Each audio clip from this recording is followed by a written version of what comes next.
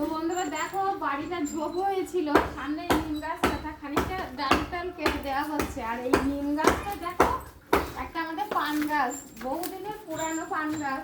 তো পান গাছটা দেখো, শিকড়টা দেখো, দেখো এদিকে এসো, এদিকে এসো। বহুদিনের পান গাছ, সেই জন্য শিকড়টা দেখো কতটা মোটা। এইটা হচ্ছে আসল, আর এগুলো পাশ থেকে যে ফড়কিগুলো ছাড়ে না সেইটা।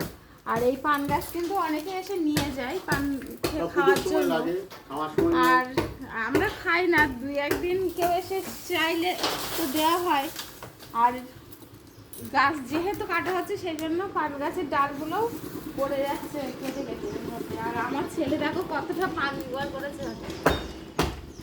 আর একটা পান দেখাই তোমাদের, দেখো এই পান পাতাটা কেমন দেখতে হয়েছে, দেখো কেমন লাগছে দেখতে।